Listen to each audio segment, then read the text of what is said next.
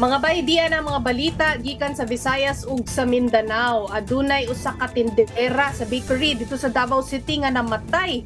Human siya gimartilyo no ug gitulisan sa usa ka lalaking suspect. Mangayo ta og mga details bahin ani gikan kang Bril Montalvo gikan sa News 5 Mindanao. Bril, unsa may nahitabo gyud?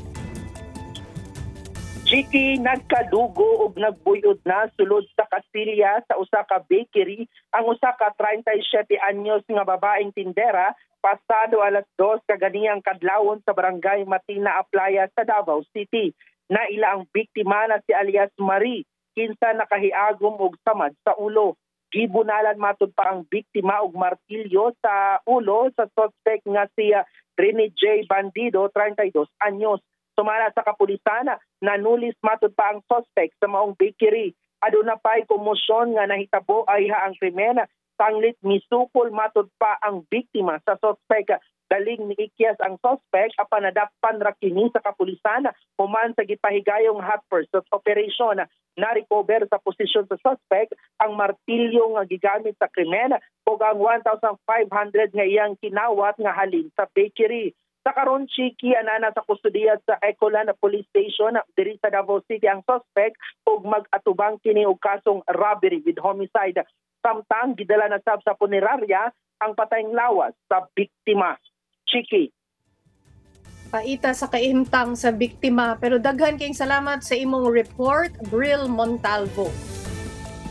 Okay mga bay, mo adto ta sa Cebu no, kay kinumduman mo nga naigo og 6.9 magnitude nga linog. So naay mga sinkholes na nanggawas, nagkadako man kuno ning mga sinkholes. Pero ang kanindot kay gasigi sa abot ang tabang didto sa probinsya sa Cebu. Mobalita kanato si Dale Israel gikan sa One News Cebu.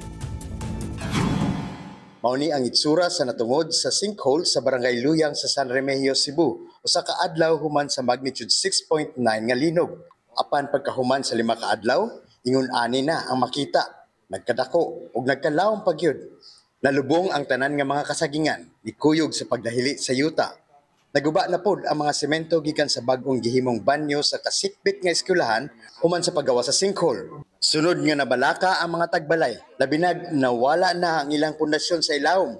Sobrang takot namin, sir, kasi malapit lang po yung bahay namin. Handa ko kayo lumikas kung sakali? No choice po, sir.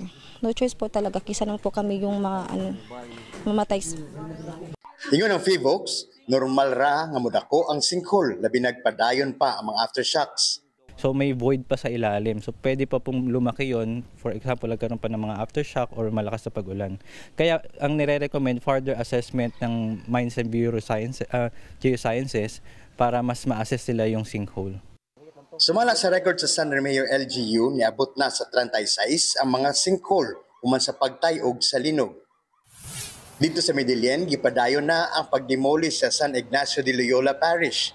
Tungod kay nagkabuak-buak ang naguba nga haligi. Nabungkag pod ang mga kisame tungod sa kusog nga linog. Pinakaganaguba ang altar.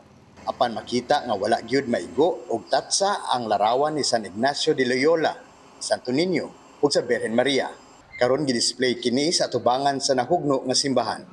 We need to be strong and we need to stand kay mayroong pag-asa. Bisan pa nga na biktima sa linog, padayon ang ubang residente pagtabang sa ubang mga biktima sa linog.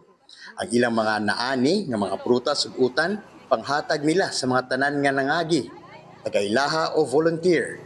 Niabot pod ang tabang sa Alagang Kapatid Foundation nga nakadunggo na pod sa Bugos City Lunes sa gabi. Sa buntag pa lang, naghatag na sa mga pamilyang nakitaan sa dalan og family food packs. Ado naman gud mga pamilya nga nagpabilin sa gawas tungod sa kahadlok sa aftershocks. Sa Barangay Taytayan, nag-set up ang Alagang Kapatid og tent para sa paghatag sa family food packs og cereal. Inabang sa Playtime Cares og Goodfellow Pharma Corporation.